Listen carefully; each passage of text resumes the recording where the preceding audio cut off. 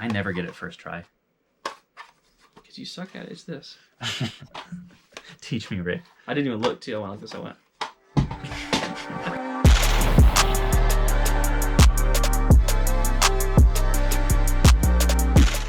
So, Rick, we're here in your lovely game room. You've got an epic collection. And I think it's safe to say that you're probably one of the most established collectors in the YouTube community these days. Goodness gracious. Yeah. I know that. Not established, but definitely a rising force. That's amazing. My question for you is, you're a reseller too, right?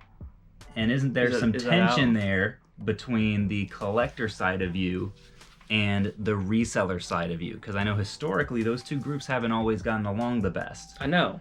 And it's kind of weird to me, to be honest. But yeah, I mean, I've been reselling for a long time. That's kind of my niche, my shtick, if you want to say. Is it shtick? Shtick? Is that how you're supposed to say it? Yeah, shtick. Shtick? Okay. That's kind of my thing. That's how I've gotten my collection. I think probably the first person to really take off with this thought that I saw was CJR. He was the first person to like his channel of really honing in on like, not necessarily reselling all the time, but he would basically bring his stuff to conventions to trade and stuff like that. But it was the idea of, you know, I'm getting my game collection for free. Yeah. And that was always the end of it is. Yeah. And that's it's kind of for the collection. You know, especially for somebody that has a family. Like I have way more important things to do to spend my money than buying video games. So yes, to answer your question, that was long-winded. Totally reselling is a part of my thing.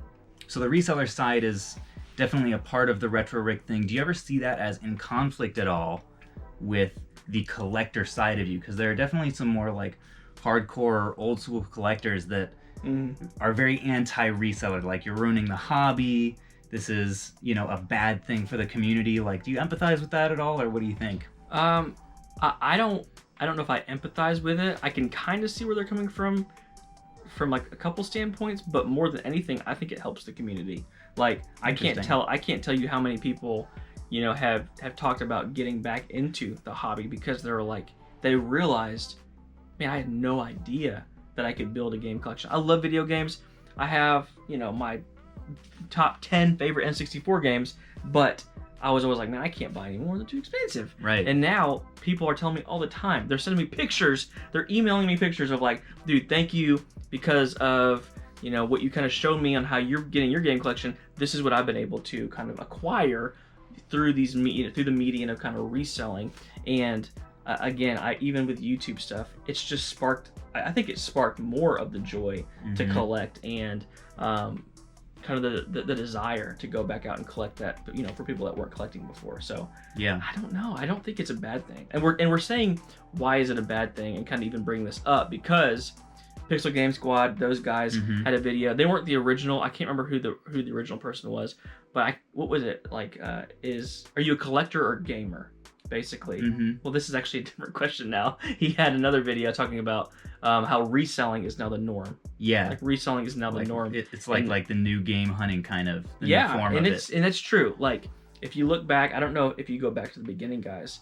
Like, the first one I ever saw was Flea Market Madness with Pat the NES Punk. Okay. He was like the original, and it was like super grainy, and it was literally like this, but he was finding stuff and he was showing you what he's paying, he was showing you what it's worth, and it was like the original game hunting, and it was all going into his collection, right? And then as it's evolved, it's like, you know, now people are reselling, and it's almost like a prideful thing. Not prideful, but like people are proud to say like, yeah, I sold this and now I have this game collection. So right. Whereas before that might be a little bit more taboo, right? Like, yeah, like you're not really supposed, like, it's not supposed to be about the value. It's supposed to be about like the quality of the game and the quality of your collection and how much you love the hobby. Yeah, I mean that's kind of how it was. And you know, Aaron kind of talked through that too, like how it's changed, and is it okay that it's like that now? Yeah.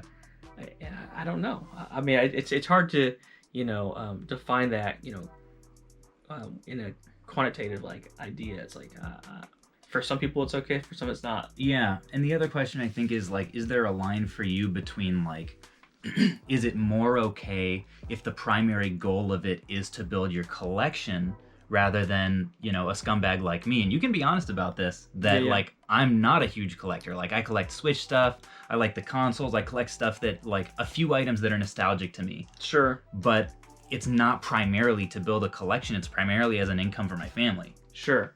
I mean, I've been a reseller, not just of games, but like I say reseller, I have bought and resold things even like very minutely on the side for vacation money, for things like that. And it's been I love it. First of all, isn't it just fun? It is. Like, it's just so fun. I was talking to him today about, I was like, isn't it weird that you're in a game store buying video games from a game store to sell them? Yeah. Like, that's kind of weird. And like, that's literally his living. And I think that's awesome. Like, that's what he gets to do. So, and I also think at the end of the day, he is getting, some random game. That was that game, Face Breakers? Yeah, Face Breakers. He's finding on the PS3. He's finding some random game. This guy right here. Did it have a date? 316, so this one's not old. But for $5, and he's getting it into the hands of somebody that wants this game and is willing to pay that price. So, I don't know, supply, demand, it's just part of it. However you want to look at it. To me, it's not a negative thing, but I know to a lot of people it is. Well, and what you're saying about like, the vacation money, I feel like that's something that's significant too. Like, and while like I would definitely acknowledge outright, like the more resellers come into the market, the harder it's going to be for collectors to find those games at like super discount prices. Like, supply and demand. The supply it's going to be harder to come by because the demand is higher, right? Yeah. I think also at the same time, the hobby has exploded, in the last 10 years or so. That's something you don't always hear about, which is also a reason for the shrinking supply. But one thing that I think, go ahead. I was gonna say, and the days that I remember when I was in college. So this is a long time ago, 2006, 2005. Ancient. I'm an old man. There's gray hair all over the place. I remember going into a flea market, any old flea market, and finding an N64. With Mario Kart 64, Smash Bros, Mario 60, a bunch of games in a Walmart sack for $15. Well, like all the time. And I'm not old enough to really remember those days, but I'll watch videos of it. Yeah. From like Pixel Game Squad or some of the older guys, and I'm like, it's hard to believe, but it's like every place, like every flea market booth. It's like it's so plentiful. I'm like, wow. So here's the thing. Where I argue with it. So people are on this side and they're like, see, look at that. Back in the day, you could do that because there was only a handful of people that knew about it and they bought those games. Right. But because those handful of people showed the world that game collecting, game hunting is fun, thousands and thousands and thousands of more people enjoy the hobby now. Yeah. So I think it's more of a win than a negative. Right, yeah, that's not a bad thing. Yeah. I think that's great. And the other, where I would maybe go to bat for resellers a little bit, is I would take the position of like, there's more than one way to enjoy video games, right? There's playing them, there's collecting them, right? And then there's also flipping them. Like that's an entirely different like rush. And even though you're not the one enjoying the end product, that experience is like so amazing. And like I have people reaching out to me too saying like, hey, just like you said, we were able to go on a vacation with this money that we wouldn't have had otherwise. Yeah, definitely. And I think that's just like a beautiful thing, like being able to help people along with like that financial side of life, doing something that is so fun. Yeah. I think you also have to think about reselling versus scalping. Like there's a very different thing. Like scalping, well, not according to some comments on YouTube. Oh, okay. I get a lot of comments like where I'm like buying used stuff and flipping it like from a game store or something like that. Yeah, scalper. I always think of scalping as new product trying to get into the hands of the general public. Yeah, like high demand, scarcity. Literally PS5 and the person running in there and buying 12 of them when there's 14 of them, all to resell. Like again, that person is literally getting in there to buy and to resell that game, to sell games. But what's the difference between pre-owned and new? This is a new product that it's like on the market, There's advertisement. This is the new hype thing. You tell me it's wrong to sell face breakers? Right. Well, like, and yeah. How is that wrong? Nobody cares about that game except for that one person that you're going to sell it to in Montana that wants face breaker for $38. So that's the difference. It's like, what's the supply and what's the demand for these things? Well, and there's also the element of, I think with reselling, you're looking for things that are underpriced, right? Rather than looking for things that are original market price that like have gone up. Yeah. Right. So I'm looking for this thing that the sticker price happens to be lower than what like, you know, the actual going rate is. That's a great point. So buying a PS5 for $500 and selling it for $2,000, that's like brand new product $500. That's the market price versus something that someone doesn't care about. It's forgotten about in the bottom of a box, and it's like, oh hey, this is pretty cheap and I can flip it. Right. Yeah, and so in some of those videos that I've seen where people are talking about, you know, it's changed. Game hunting has changed. Are you a big like game hunting fan on YouTube? Like you watch that kind I watch content? My fair share. Okay. Yeah. I mean, I like a lot of different channels. A lot of the channels too have kind of, I don't want to say died, but content is few and far between now through a lot of these people. Fizzled a little bit.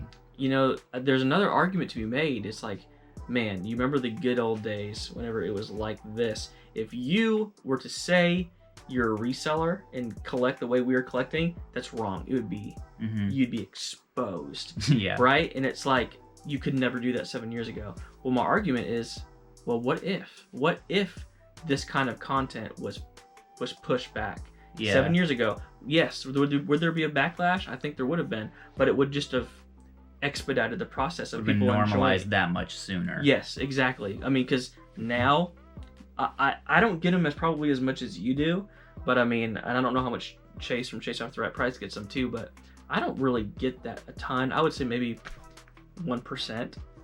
If I get 400 comments on a video, 1 or 2 people may say something like something crazy, like those games at Goodwill are supposed to be for somebody that can't afford video games. Yeah. And I'm like, okay, like, so 1 or 2 people might say that. Yeah, I think I used to more. The comment that I get probably more than any is, why are you buying those games if like you're not even going to play them? You know, I got one of those yesterday. And I think like I would take issue with the assumption of that, which is again that like the primary or the way that you should enjoy video games is by playing them.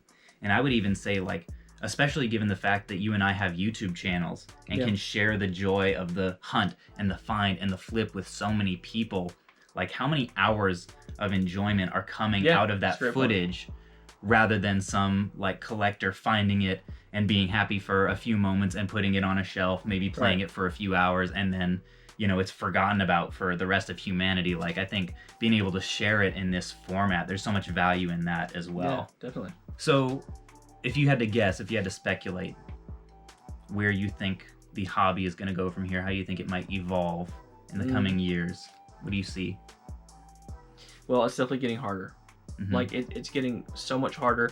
I know for me, having a YouTube channel of moderate size, like it's not huge by any means, but in our realm of hunting at Goodwills, hunting at secondhand stores and places to try to get good deals, it's not uncommon for me to go to a Goodwill or a flea market and meet 2 or 3 people that watch the channel, and it's awesome. I love it. I get to talk to them and, you know, ask them what they like to collect, what console for, and all that kind of stuff. But still, in the back of my mind, I'm like, wow, I'm teaching a lot of people how to do this, which makes it harder for me to collect. I'm making it harder on myself to find games and collect because I'm showing people kind of the way I do it. So it's never going to go backwards.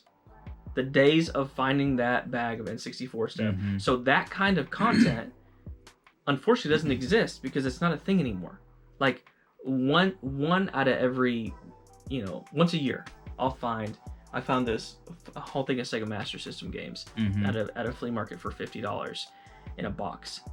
I wanted to pinch myself. I'm like, what year is this? Yeah. Is this like 2008? Because this seems crazy. That doesn't happen anymore. And then we jump to kind of reselling and collecting is okay, to where honestly, if you look at the majority of there's a new channel out now, the Retro World. I don't know if you've seen that yet. He's doing a really great job. He's posting every single Friday, and he is showing the same way. He's like, here's my collection. I bought these 3 Build-A-Bear games on Wii. I don't care about them, but they sell for $10 each. That's $30 in my game. It's like, that is it. Mm-hmm. Like, I don't understand where it can go from there, other than it's just going to get a little bit harder to do it. Yeah, that makes sense.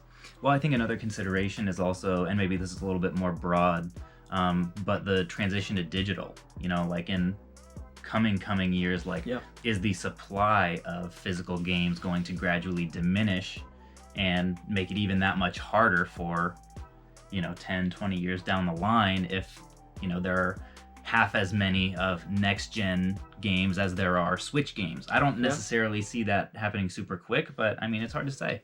Yeah, that's true. Well, anyway, folks, we just wanted to kind of bring you guys into a conversation that we've just kind of been having throughout the day, and that I think is interesting and relevant to the reselling and collecting community. Sure. So I appreciate you shedding some light on this for everyone, especially because I think you're in a unique position as a high reseller, high collector. Yeah, I was going to say, I bet I definitely do it both, or I definitely do both. But what do you guys think, too? Like, where do you think the hobby is going to move towards if it was so frowned upon before to not resell to now where it's kind of the norm? Like, where does it go? Where does it go from here? Yeah, so. And we would love to hear you weighing in on the debate yourselves. What do you think about, like, reselling versus collecting versus gaming? Sure. And, like, is there a right or wrong, or, like, I don't know. I would love to hear your thoughts. Yeah. All right, folks. Thanks so much for coming along for the conversation on this one. Rick just picked out a couple game collection games for us to flip for the outro. Yeah, I'm ready. I'm so ready. I'm getting good at this. Thank you guys for watching, and we will catch you guys on the flip.